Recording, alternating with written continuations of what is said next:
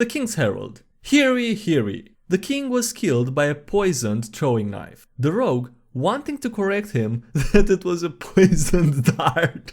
Hey, what's up everybody, I'm SkyDieRay and welcome to another DnDMemes video. How are you guys doing? Hope you're having a wonderful day today. Before jumping into today's video, I just want to take a quick moment to remind you to consider leaving a like on the video now because you're gonna forget later and it helps out and I appreciate it a lot. But before we continue, a quick word from the sponsor of today's video, Friends and Dragons, whom I would just like to add that sounds a lot like Dungeons and Dragons. And I'm not saying that in a bad way. Friends and Dragons is a free-to-play strategy-based mobile RPG that's available on the App Store as well as Google Play. The game combines elements of hero collection, strategy and puzzle in a single rich fantasy world that is set apart by its unique co-op. Also, I made a guild called Skinny Boopers if you wanna join it and do some co-op stuff together there. Friends and Dragons is a unique game where the way the player moves his team around the battlefield enables unique strategies and endless choices depending on the player's skills and their heroes. Also, collecting new and powerful heroes is a big part of this game, with more than 150 heroes to obtain. Aside from a really diverse cast of heroes, you can also equip items and upgrade their skills to further increase their powers. Friends and Dragons also has many special limited events that you can participate in. For example, the Chase the Dragon event is one of them, where you can fight Bloodfang, the evil red dragon brood, and get a valuable 4-star summoning scroll at the end. On top of that, I've heard that they also have a great Discord server with helpful tips and a very close-knit community, as well as in-game giveaways. Now, if any of this sounds interesting to you and you want to check out the game, you can download Friends and Dragons from my link or scan the QR code on the screen and get a special bonus of 1 free summon, daily energy potions, and gold for free, as well as an exclusive offer, available only via my link, so feel free to check it out. And thanks again to Friends and Dragons for sponsoring today's video. And yeah, with that being said, I hope you enjoyed the video. You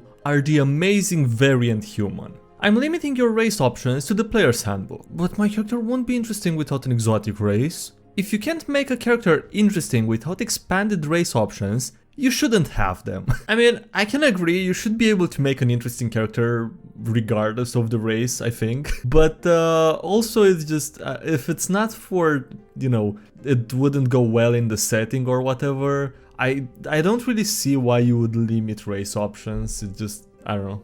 My players aren't ready. 18d10. Being submerged in lava, or being hit by a crashing flying fortress. The Disney Pixar down.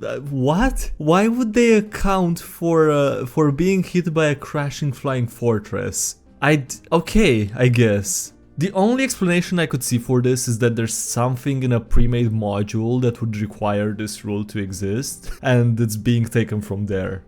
Step 1. Calmly approach the mule, or mules. Me, explaining how to turn 14,000 mules hostile so I can farm them to level 20. I would not allow it if I would be the DM. If I were the DM, I would not allow such abuse. Also, you guys already know how big of a fan I am, but yeah, this would not work if you're doing milestone leveling, so... How is a spirit that can walk through walls less stab resistant than a furry with anger issues? A mob of 200 angry peasants with pitchforks, raw werewolves, and raw ghosts. For some reason. What? Oh boy. Dude, you can't just take random things out of context and just start comparing them. It just doesn't, it puts them in such a bad light. The fact that they are half tabaxi makes this template even better. My artificer, about to invent an irrigation system. Deity, thinking that a drought is a good punishment for the king who refused to give it offerings. Seems fine to me. DM, give me a survival check. Player, I got an 11. Yeah, sure. You think that these mushrooms look okay for the party to eat. Rule number 1. All fungi are edible. And rule number 2. Some fungi are only edible once. Those are very solid rules, yeah, I mean, very accurate.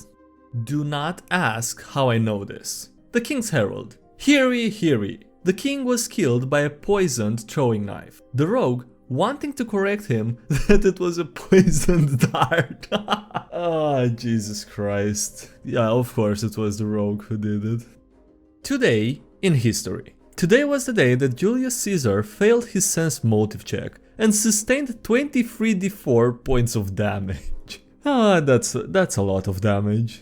Trust me, You'll understand their ideals better, there'll be more consistent characters, it will be easier to roleplay, and it will even serve you as a mental exercise to understand what points you yourself shouldn't cross. Make the big bad evil guy hold an evil philosophy that you completely disagree with, or make the big bad evil guy hold the same philosophies as you, but extremized to the point of evil. I don't know from personal experience because I haven't tried this, but it does seem like very solid advice. I don't know if any of you has tried this and can confirm that it really works well, but it does sound like very solid advice. That'll keep him busy for the next couple of months. Me, the DM, and my train wreck of a campaign. Rumor has spread through the kingdom of a black dragon that has made its lair in the swamp. I have trust issues.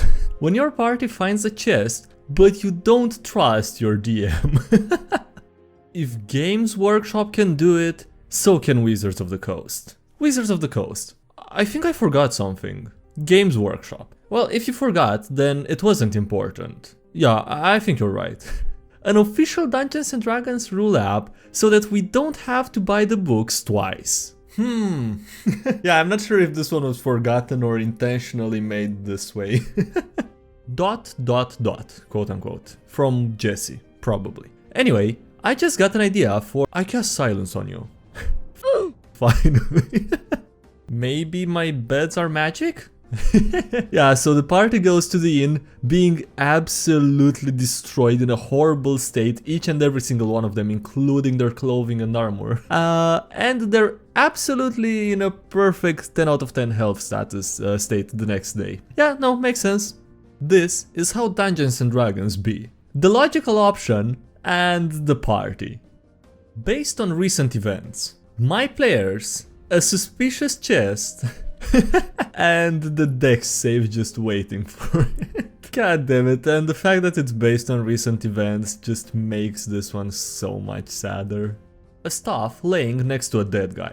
My conscience and the PC. You can't let them touch that staff. It's not safe. Me, the DM. It's a cursed staff. They are not meant to be safe.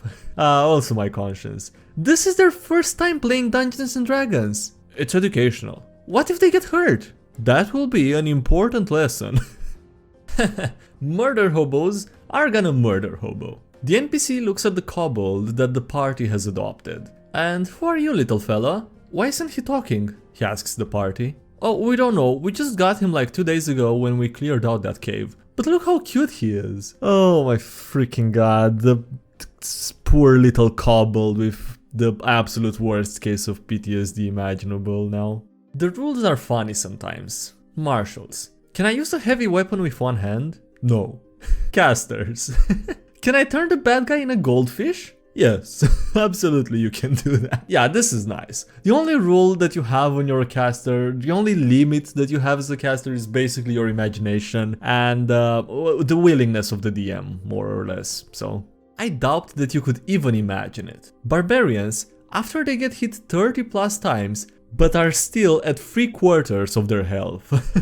At that point, if I would see this in front of me and I would be the enemy, the one that put some of those arrows in him, I think I would just give up and run away. Jesus Christ, absolute menace.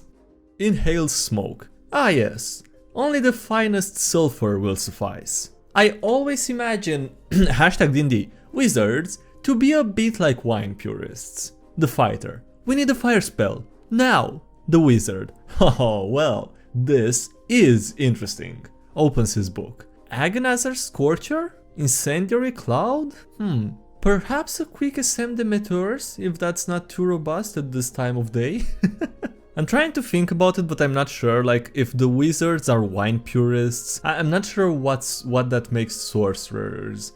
I don't know, would they just be the average alcoholic that doesn't care what he drinks as long as he has some alcohol in front of him?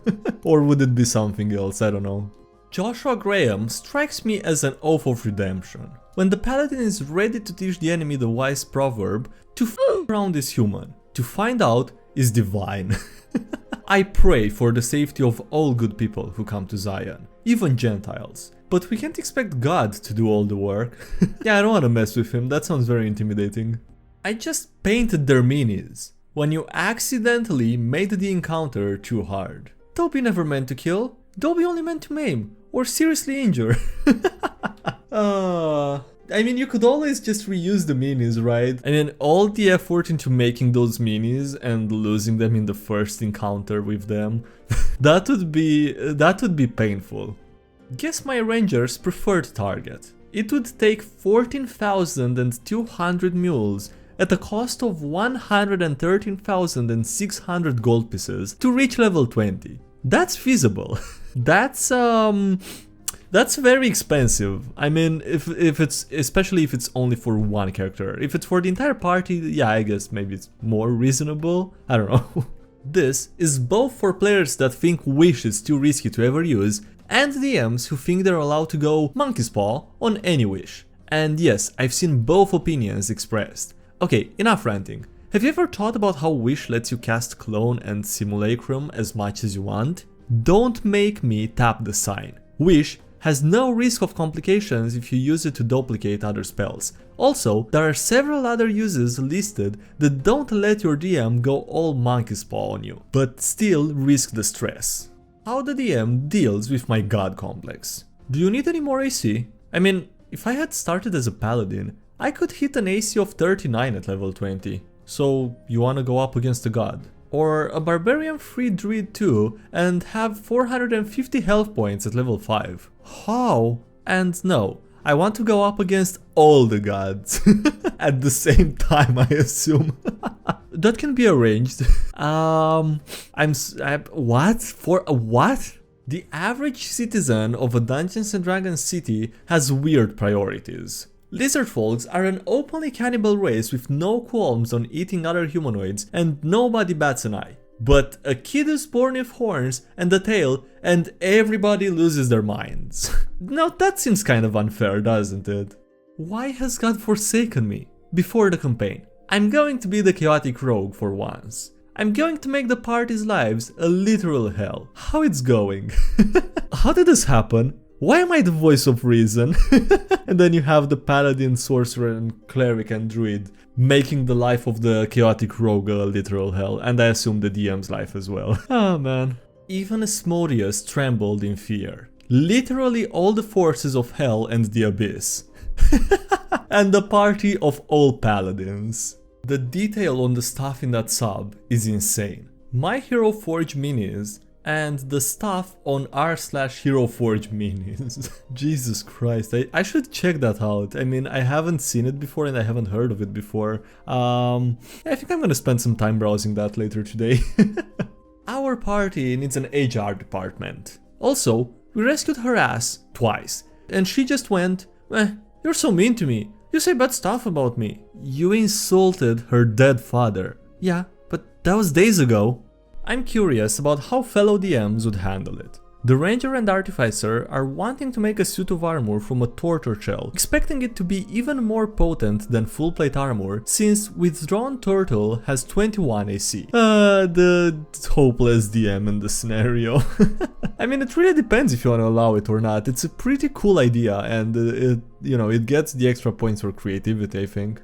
Sometimes, staying silent is better. The bard trying to present the party to the king, but they rolled a 1. Failures, drunks, and weaklings. They all came to me. Total f***ups. All of them. It's hard to roleplay correctly at times. My lawful good character and my overwhelming urge to do something evil.